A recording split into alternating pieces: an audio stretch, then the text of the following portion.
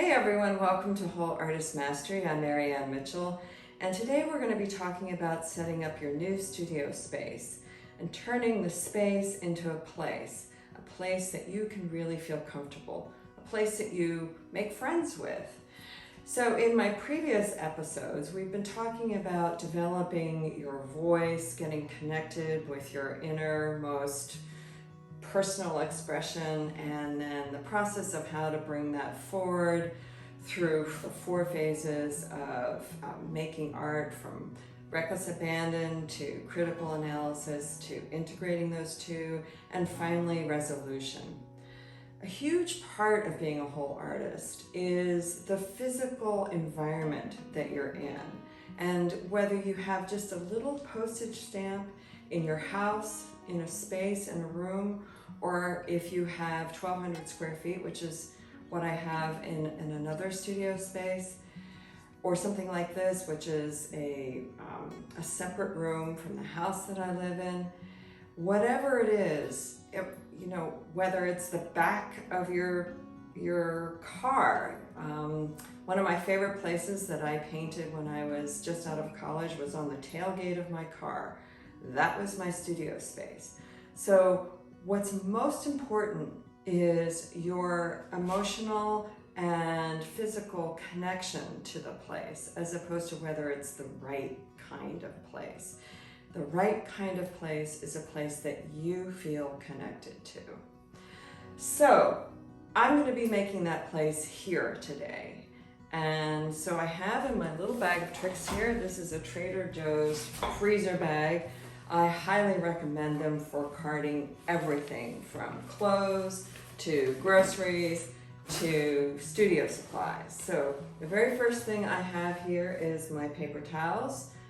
Very important. I try so hard to use as few as possible, but it is important to have paper towels. Since I'm painting in oil, I have here my Terpenoid Natural, which I'm going to be pouring into my jars. Now, I'm going to talk about jars in a minute. Let me take them all out of here, unload them all. I have 4 for a very specific reason. The next thing I'm going to pull out is my razor scraper, which cleans my palette, and my trusty squeegee, which is one of the tools that I use to make paintings. 1 large tube of white paint, very important, and followed by a box of paints, Gamblin oil paints, and a little bit of Gamsol for cleaning and for other little things that we'll talk about in other videos. And the last thing are my painting gloves. These are Montana Cans gloves, that's the product name, and they're made for spray painting. But they're the best gloves, I think, because they fit your hand without being tight, and they're tight enough that you have a lot of dexterity. So they're sort of like a cross between a medical glove and a garden glove. So all of these products will be listed down below underneath the YouTube, and where to buy them. So I look forward to having you look at that list. So the jars, we're going to start with the jars. You can buy ball jars. I bought these at Michael's. The most important thing is to have a wide mouth like this, as opposed to a more narrow mouth, which a lot of the ball jars have, because you want to be able to stick a number of brushes in the jar. Now, why do I use jars as opposed to coffee cans? You can use coffee cans or any other kind of can to put your brushes in if you choose to. But I have found that these are fairly substantial brushes, and a coffee can often tip over because it's not heavy enough to hold this many brushes that are as hefty as these.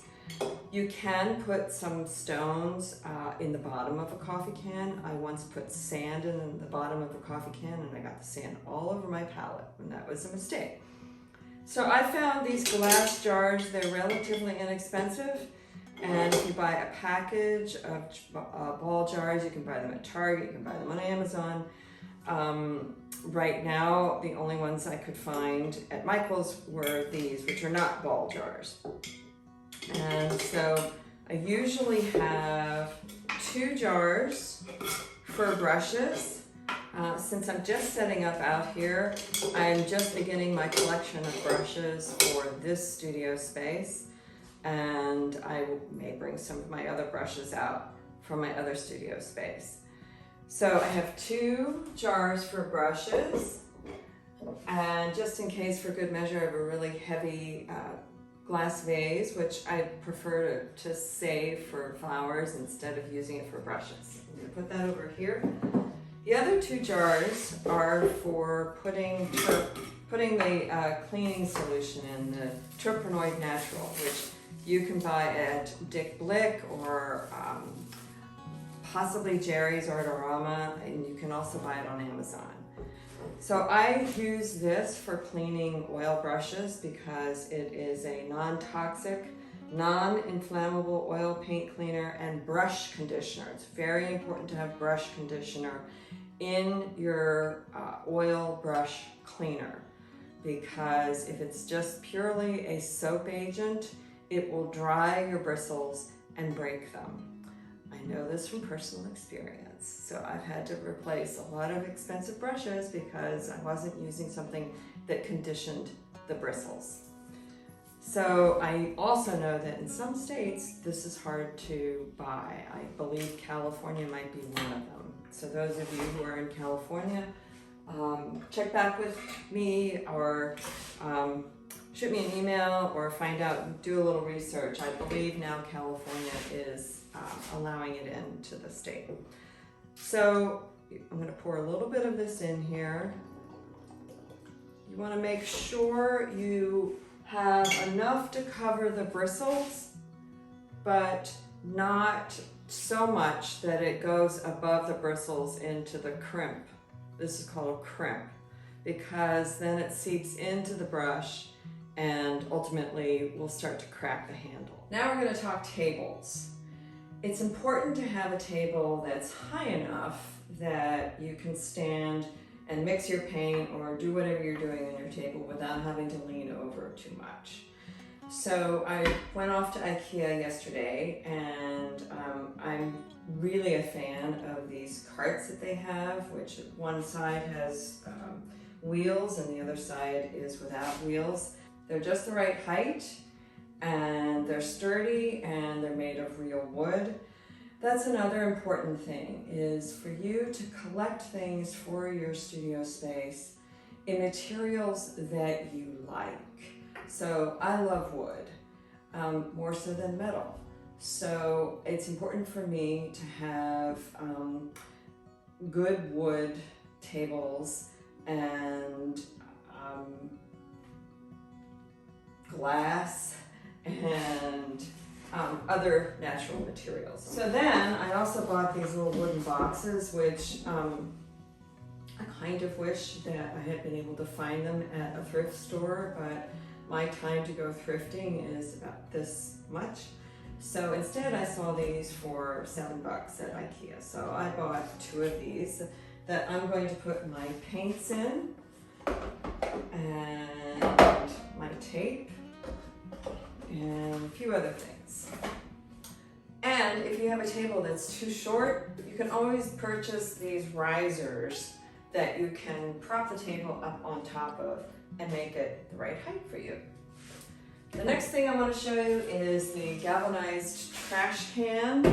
It's really important to have an aluminum galvanized trash can for your trash, for rags, for anything that has any sort of terps in it, so that you can make sure that there's no possible flammable things available, especially in the summertime. The most important thing about the space that you're setting up is the orientation of your easel and your canvas or board, whatever it is that you're working on. You want to make sure that you are painting without reflection on it from a window. Ideally, it should be facing a wall behind you without a window in front of you, so that you're getting indirect light without glare either in your eyes or behind you.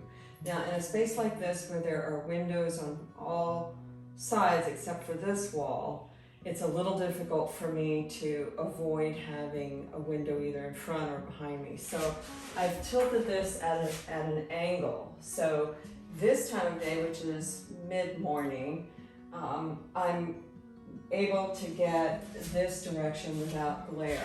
So that means I can take my trusty IKEA table cart with wheels and pull it over here, and when I have my palette ready to go and my paints, I can be painting here, and since I'm left-handed, I can have it on the left side and paint like this. When it gets to be later in the day, I will turn my easel around, whoops, and put it this direction and use it here. So it's very flexible. It's really important to have things in your studio that are flexible.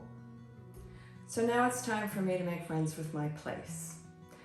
Thanks so much for watching. I hope you enjoyed this episode. If so, please like the video and subscribe to the YouTube channel Whole Artist Mastery. And I look forward to catching you next time, where I'll be showing you about how to make a palette and how to build what I call paint silt catchers. So stay tuned, you'll see what I'm talking about. See you soon, bye.